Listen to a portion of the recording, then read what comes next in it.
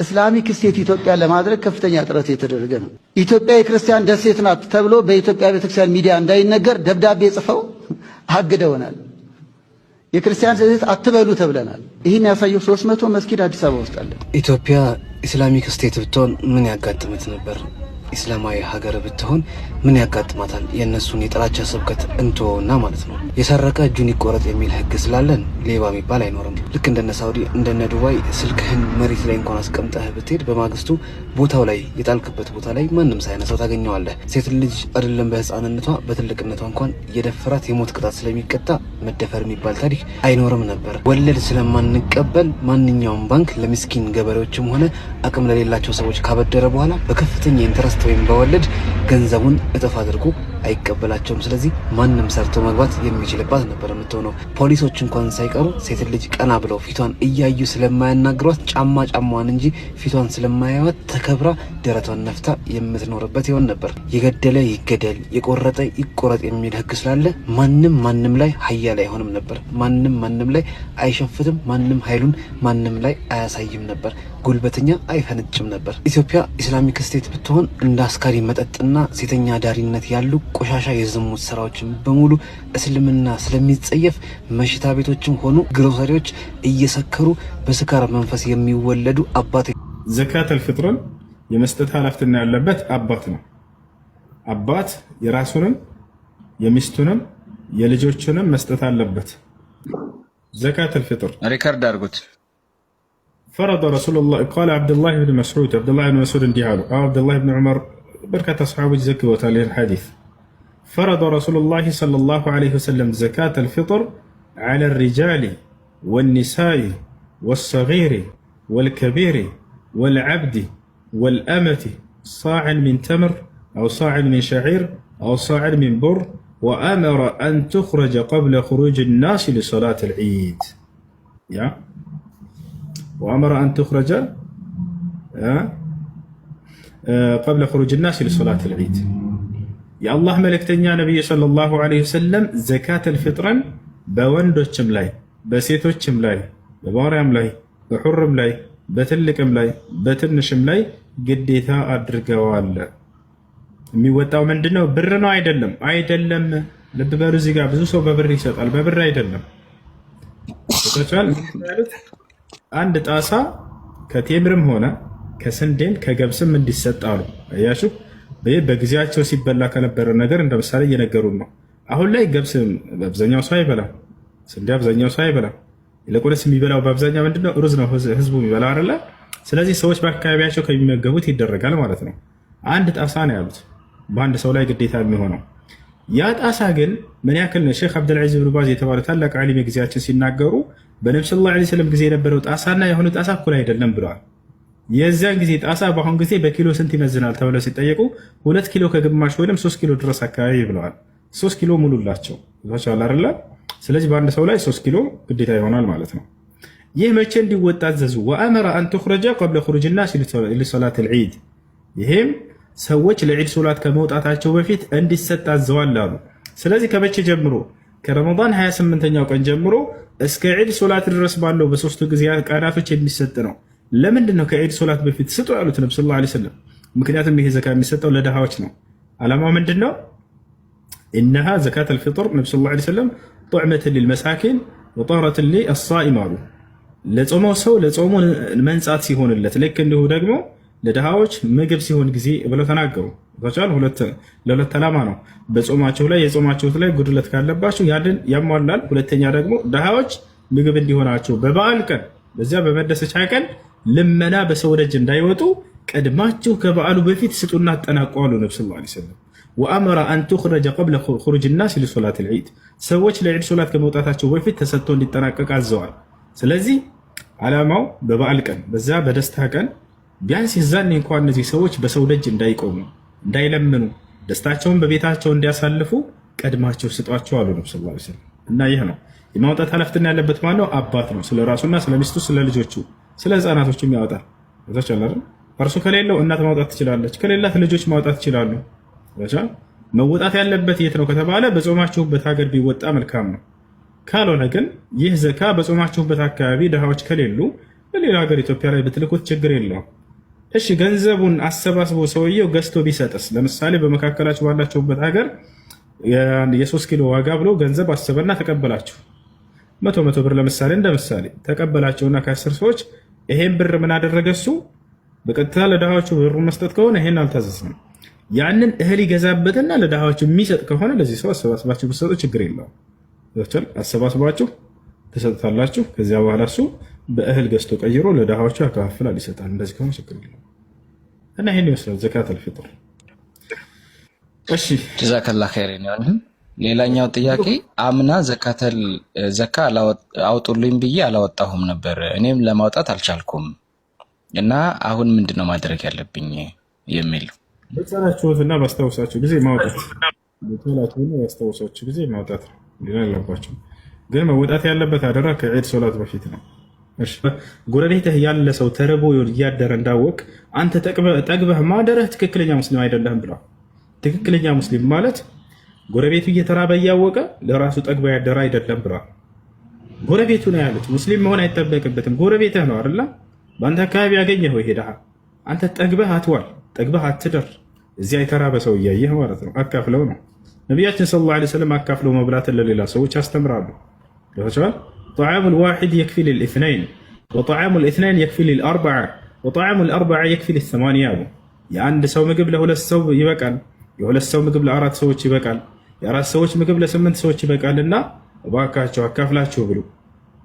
ነቢያችን ሰለላሁ ዐለይሂ ወሰለም በሌላ ሐዲስ ላይ احب الطعام الى الله الذي كثرت فيه الايادي او كما قال النبي صلى الله عليه وسلم ከአላህ ዘንድ ተወዳጅ ምግብ ብሎ ማለት እጆች የበዙበት ምግብ ነው አሉ። አያችሁ አካፍላችሁ ብሉ ነው ማለት። አንድን ሰው የሚያሳስት ሰው ማለት ነው ማለት የሆነ መጽሐፍ ጽፎ እሱን እንዲከተሉ ካደረገ እሱ ተጠያቂ አይሆንም? እሱ ብቻ ተጠያቂ አይሆንም ወይስ ሁሉም ሰው ነው የሚጠየቀው? ይሆናል። እነዚያ ሰዎች ደግሞ ተጠያቂ የሚሆኑት እውነትና ሐቁን የሚገልጽላቸው ሰው አግኝተው አይ አንሰማቸውም አንቀበልም የግዴታ ሆን ብለው በዚያው በጥመት ላይ እንሄዳለን ካሉ ይዛኔ ይጠይቃሉ። ካልሆነ ግን ይሄ ሰውዬ ሐቅ ላይ ያለ መስሏቸው አስቷቸው ያ ሰውዬ እንትን ቢል ሐቁ እስካልደረሳቸው ድረስ የሚገልጽላቸው ሰው እስካልመጣ ድረስ እነርሱ አይጠየቁም። በዚህ በእስልምና ሃይማኖት በዚህ መልኩ በማስተዋወቅ በጣም ብዙ ሰዎች ለመስለም ሰበብ ሆነዋል። የመጨረሻ ነብዩ ሰለዋቱ ረቢ ወሰላሙ ዐለይሂ የትላንትናውን ራሱን ልድገመው ሚስጥር አለውና በእኛ ክልል ውስጥ ዘይድ ብኑ ሰዒና ረሒመሁ ረዲየላሁ ዐንሁ ወአርዳ ነብዩን መጣና ብሬን አምጣ አላቸው አይደል? ያ ሙሐመድ አንቱም አብናኡ አብዱል ሙጠሊብ ሙጠሉን እናንተ የአብዱል ሙጠሊብ ቤተሰቦች ብድር ተበድራችሁ ማትመልሱ አበዳሪን የምታመላልሱ ሰዎች ናችሁ። ከዚህ ቀደም ማንነታችሁን አላወቅኩም ነበር፣ ብሬን መልስ አላቸው አይደል? 2 ቀን ይቀራል ከቀጠሮ ገና ብር ሲበደሩ ቀነ ቀጠሮ ቆርጠዋል። 2 ቀን ይቀራል ለመመለስ። ግን መሃል ላይ ወጥቶ ብሬን አምጣ ብሎ ጨፈባቸው አይደል? ዑመር ረዲየላሁ ዐንሁ ወአርዳ አንገቱን ላውርድ ፈቀድልኝ አሉ አይደል? ከዚያ ነብዩ ሰለዋቱ ረቢ ወሰላሙ ዐለይሂ ያ ዑመር እንደዚህ አይባልም ማለት ያለብህ ይልቁንስ በስነ ስርዓቱ ብርህን ጠይቅ፣ እኔንም በስነ ስርዓቱ በቀኑ እዳህን ክፈል ብለህ ነው ማለት ያለብህ አሉ ነብዩ ሰለዋቱ ረቢ። ከዚያስ ሂድና ከቤተል ማል እዳዬን እንደዚህ አይነት ብር አለ እንደዚህ አይነት ቦታ አስቀምጫለሁ ክፈለው እዳዬን። ምክንያቱም ለኡማው የተበደሩት ብር ነው። አንገቱን ላውርድ ብለህ ስላስደነገጥክ ደግሞ 20 ሰፌድ ቴምር ጨምርለታል። ዘይድ ብኑ ሰዒና ይሄንን ከተቀበለ በኋላ ይሄኛውስ ተጨማሪው ኬት መጣ ብሎ ሲል አንገቱን ላውርድ ብዬ ስለፎከርኩ ስላስደነገጥኩ ካሳ ክፈለው ብለውኝ ነው ነብዩ አለ ሰለላሁ ዐለይሂ ወሰለም። ዘይድ ብኑ ሰዒና استغرب فقال اشهد انه رسول الله እውነትም የአላህ መልእክተኛ ስለመሆናቸው መሰክራለሁ ላ ኢላሃ ኢላላህ አለ። ዑመር ረዲየላሁ ዐንሁ ያ ረጁል መን አንት ማን አንተ ብሎ ሲጠይቋቸው ቃለ አና ዘይድ ብኑ ሰዒና ነኝ። አልሐብር እንዴ የአይሁዳውያኖች ምሁር ጳጳሱ ነህ እንዴ አሉ። አዎ እኔ ጳጳሱ ነኝ አለ። ታዲያ ለምንድን ነው እንደዚህ ያደረከው ብሎ ሲል ነብዩ መሐመድ ሰለላሁ ዐለይሂ ወሰለም ተውራት ላይ ስለማንነታቸው በደንብ አርጎ ተገልጿል። ወንጌልም ላይ በደንብ አርጎ ተገልጿል። የት እንደሚወለዱ ወዴት እንደሚሰደዱ ባህሪያቸው ምንድነው ስለሚለው ሁላ ተገልጿል። የመጨረሻው ነብይ ይሄንን ይመስላል ከአረቡ ዓለም የሚወለድ ነው በሚል ተውራት ላይ ተገልጿል። ሲገለጽ ላጠፋባቸው ማይበቀሉ መጥፎ ላደረገባቸው በመልካም የሚመልሱ ናቸው ተብሎ ተገልጿልና የነብዩ መሐመድ ሰለላሁ ዐለይሂ ወሰለም ባህሪ በሙሉ አየሁት። ይሄንን ነገር ግን ማጣራት አልቻልኩምና እቺን ላጣራ ብዬ ነው የፈተንኳቸው። አጣሪቻለሁ፣ እውነትም ነብይ ናቸው በማለት ነብይነታቸውን አረጋግጠ ላኢላሃ ኢላላህ ብሎ አለ። አሁን ሴቱንም ወንዱንም ልጠይቅ። ቅድም እንዳልኩት የምትኖሩት ከተለያየ የእምነት ተከታይ ማህበረሰብ ጋር ነው የምትኖሩት። በእናንተ ስነ ምግባር በኔ ባህሪ በጎርብትናችሁ ባላችሁ ቦታ በሐቀኝነታችሁ በአማና ጠባቂነታችሁ በሙስሊማዊ ማንነታችሁና ባህሪያችሁ ስነ ምግባራችሁ አማካኝነት የሰለመ ሰው አለ? ይሄን ጥያቄ ለራሳችሁ መልሱ። በእስልምና ሃይማኖት ውስጥ 40 ዓመት 50 ዓመት 60 ዓመት ኖራችኋል። ቁርአን ድንበር የማይገታው የማይሽረው ዘመን የዛሬው ተግባሬ የነገው ስንቄ ቁርአንን ልቅራ በተጅዊዳት በቄ ስልቱ የተለየ ቃላቱ ማራኪ ቁርአን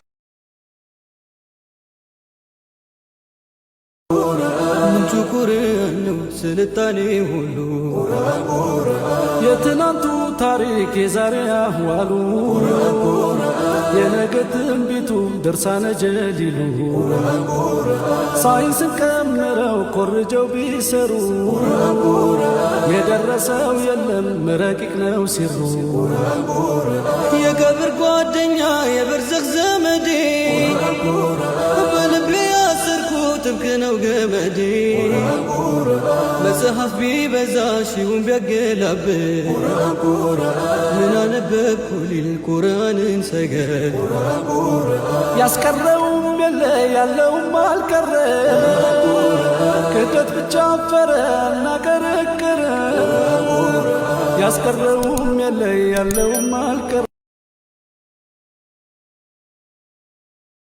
السلام عليكم ورحمة الله وبركاته. من يغرس الإحسان يجني محبته دون المسيء المبعد المصروم. أقل العثار تقل ولا تحسد ولا تحقد فليس المرء بالمعصوم. خفف على الناس المؤنة في اللقى إن المخفف ليس بالمسؤوم. فإذا صنعت صنيعة فاكتم ولا تمن فظل المن من يحموم. ስሜ ገነት እባላለሁ። የከድጃና የኢንቲሳር እናት ነኝ። ያው እሷ እንደተናገረችው ልጆቼ እስልምና መከተል እንደሚፈልጉና ረመዳን መጥቶ መጾም እንደሚፈልጉ ሲነግሩኝ ያው ለጊዜው እንደናት ተቃውሜ ነበረ። ነገር ግን ያው ልጆቼ ሌላ ቦታ አይደለም የሚሄዱብኝ፣ መጥፎ ነገር አይደለም የመረጡት የተፈጠሩበትን ስለሆነ ስለዚህ ፈቃደኛ ሆኛል። አላህ ያክብርልኝ። አንድ ስጦታ ለእናታችን ማበርከት እፈልጋለሁ። አላህ ደግሞ ሂዳያ ያላችሁ እቺ ነገር አማና አንብቢያት፣ ነፃ ሆነሽ አንብቢያት።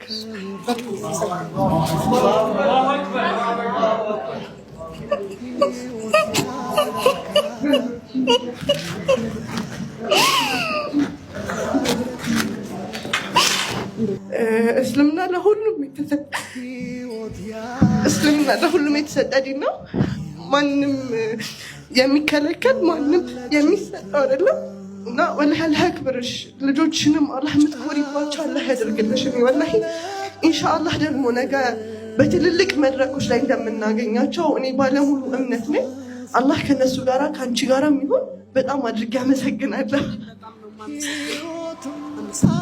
ያው እንግዲህ ከዚህ በኋላ አባቶቻችሁ ናቸው ያለውን ነገር እናንተ አስተምራቸው። አመሰግናለሁ። አማና ተቀብላችሁ አመሰግናለሁ።